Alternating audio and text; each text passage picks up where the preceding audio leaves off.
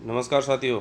आज की वीडियो में हम विभाज्यता डिविजिबिलिटी के नियमों के बारे में चर्चा करेंगे।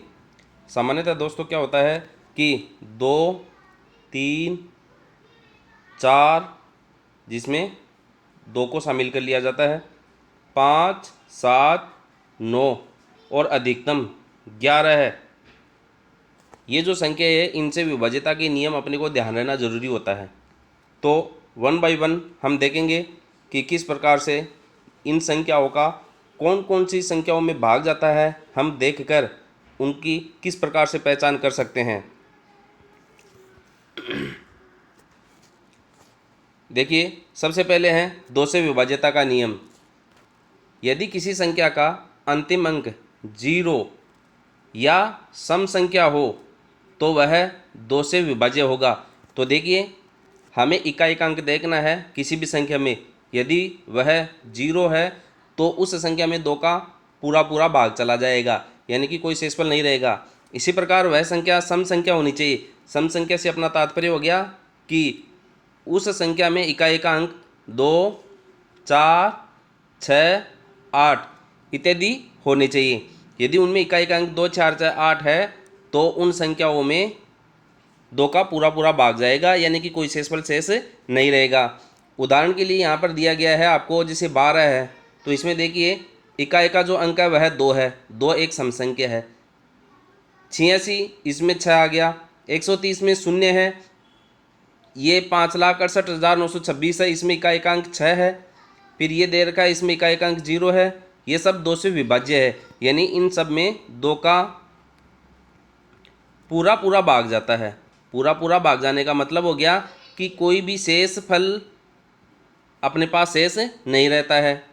इसी प्रकार जैसे यहाँ पर कुछ संख्याएं दे रखी है, 13 है, 133, फिर ये 5,96,351।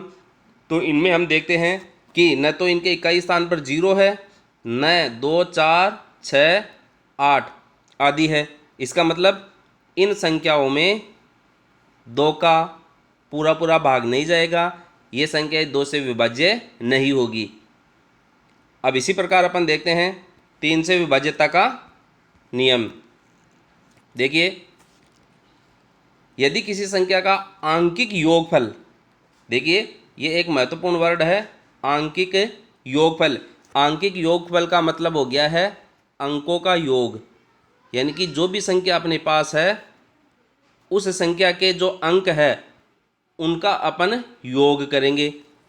जैसे मैंने लिख दिया यहाँ पर कोई संख्या 36 है, तो इसमें 2 अंक है, एक तो इकाई की तरफ से 6 है, दूसरा 3 है। तो इसके अंकों का योग हो जाता है 3 + 6 यानी कि 9। तो ये हो गया यहाँ पर आंकिक योगफल। तो हम आंकिक योगफल यानी कि अंकों के योगफल की बात करेंगे, किसमें? 3 से विभाज्यता के नियम के अंदर। यदि किसी संख्या का आंकिक योगफल 3 से विभाज्य है, यानी कि आंकिक योगफल जैसे हमने 3 और 6 का योगफल लिया था, 9 आया है, और इसमें यदि 3 का भाग चला जाता है तो वह संख्या 3 से विभाज्य होगी। तो देखिए 9 के अंदर 3 का भाग 3 बार चला जाता है, 3 तिया 9, इसका मतलब 36 जो है वह 3 से विभाज्य है। अब आप 36 में भी 3 का भाग देकर देख लीजिए, 3 एकम 3, 3 दूनी 6, ये देखिए। तो 3 से विभाज्यता के नियम के लिए हमें ये एक टेक्निकल वर्ड याद रखना है, आंकिक योगफल, अंकों का योगफल। यानी कि जिस भी संख्या के लिए हमें 3 से विभाज्यता का नियम पता करना है, उस संख्या के अंकों का योग करना है और उस योगफल में 3 का भाग देना है। और यदि उस योगफल में 3 का पूरा पूरा भाग चला जाता है तो हम कहेंगे कि वह जो संख्या है 3 से विभाज्य है। यहाँ पर उदाहरण के रूप में कुछ संख्याएं दी गई है, 123। तो देखिए 123 में आप इसके अंकों का योग कीजिए, 1, 2, 3, 3, 3, 6, 6 में आप 3 का भाग लगा सकते हैं, 3 दूनी 6। तो 123 जो है 3 से पूरी पूरी विभाजित होगी। भाग दे के देख लीजिए, 3 चौक 12, 3 एकम 3। यहाँ मैंने पहले छोटे संख्या इसीलिए लिए ताकि अपने को समझने में दिक्कत नहीं हो। फिर दे रखा है 5,673, 5,673। आप इसके अंकों का योगफल कर लीजिए, आंकिक योगफल कर लीजिए, तो ये हो रहा है 5 और 6 11, 7 18, 18 और 3 21। ये इसके अंकों का योगफल हो गया। अब अंकों का योगफल अपन इसलिए कर रहे हैं क्योंकि योगफल करने से ये संख्या छोटी हो जाती है, ताकि अपने को ये भाग देने में ज़्यादा असुविधा नहीं हो। तो 3 का भाग इसमें चला जाता है, 7 बार जाता है, यानी कि 5473 के अंकों के योगफल में 3 का पूरा पूरा भाग जा रहा है। इसका मतलब हम कहेंगे कि यह संख्या जो है वह 3 से पूरी पूरी विभाज्य है। बात करते हैं अगली संख्या के लिए। जैसे 89,612 दे रखा है, इसके अंकों का योगफल करते हैं तो 26 प्राप्त होता है। 26 का फिर अपन योगफल कर लेते हैं तो ये 8 प्राप्त होता है। अब 8 में अपन देखते हैं कि 3 का भाग नहीं जाता है, तो हम कहेंगे कि ये जो संख्या है वह 3 से विभाज्य नहीं है।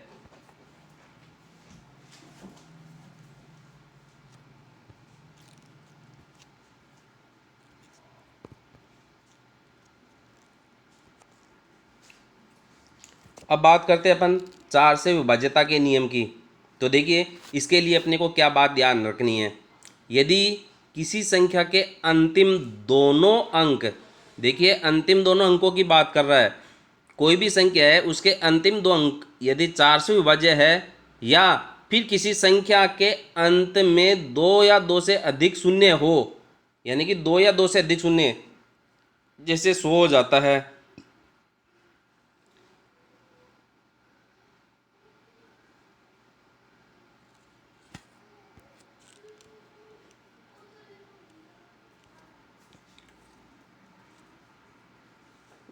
जैसे 100 हो जाता है,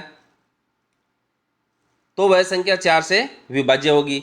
देखिएगा, 2 बात यहाँ पर आ रही है, या तो जो भी संख्या है उसके अंतिम 2 अंक 4 से विभाजित हो, अंतिम 2 अंक जो है 4 से विभाजित हो, या कोई भी संख्या है उसके इकाई या दहाई स्थान पर या सैकड़े के स्थान पर कम से कम अपन इकाई और दहाई का स्थान लेकर चलेंगे, या फिर इकाई दहाई सैकड़ा का जो स्थान है उसकी बात करेंगे।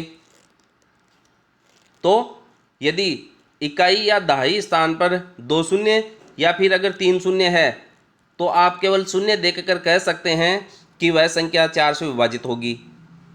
या तो 2 शून्य हो, या फिर इकाई की तरफ से 3 शून्य हो, या फिर जो संख्या है उस संख्या के इकाई और दहाई के स्थान पर, देखिए इकाई और दहाई के स्थान पर जो 2 अंक आ रहे हैं, उन 2 अंकों में यदि 4 का पूरा पूरा भाग जा रहा है, तो वह संख्या जो है 4 से विभाज्य होगी।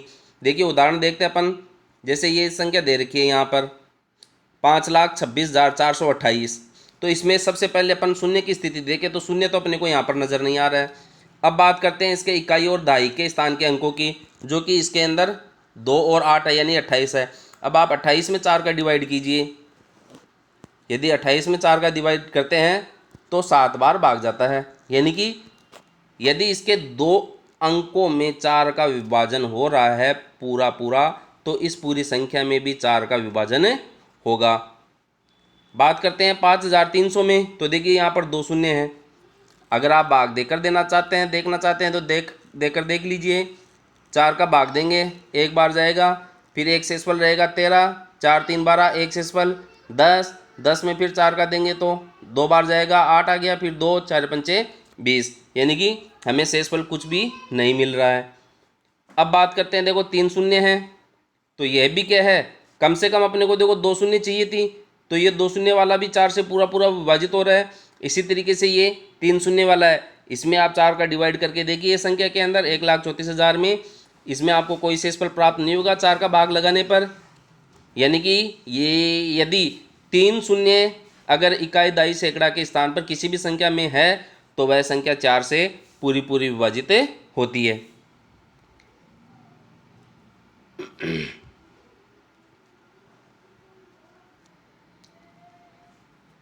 अब बात करते हैं एक अलग उदाहरण की जो 4 से विभाजित नहीं हो। यहाँ पर देखते हैं एक संख्या 1,34,522 है, इसके इकाई और दहाई 2 स्थानों की संख्या देखनी है अपने को। या तो आप शुरू के इकाई की तरफ से 2 शून्य या 3 शून्य देखें, या फिर इकाई और दहाई स्थान के जो 2 अंक है उनमें 4 का भाग देकर देखें। तो 22 में यदि हम 4 का भाग लगाते हैं तो 4 पंचे 20, फिर ये 2 शेषफल रह जाता है, तो 2 में 4 का पूरा पूरा भाग जाता नहीं है। यानी कि देखिए, यदि इन 2 स्थानों पर जो अंक है उनमें अगर 4 का भाग नहीं जाता है, तो हम इस पूरी संख्या के लिए कह सकते हैं कि यह संख्या जो है 4 से विभाज्य नहीं है। केवल हम देख कर पहचान कर रहे हैं। तो 4 से विभाज्यता के नियम के लिए हमें इकाई और दहाई के जो 2 स्थान पर अंक है उनमें 4 का भाग लगा कर देखना है। अगर भाग जा रहा है तो 4 से विभाज्य है, अगर भाग नहीं जा रहा है तो 4 से विभाज्य नहीं है। और दूसरा तरीका शून्य देखकर, इकाई और दहाई स्थान पर यदि 2 शून्य है, इकाई दहाई सैकड़ा स्थान पर यदि 3 शून्य है, तो आप आंख मीच कर कहेंगे कि वह 4 से विभाज्य है।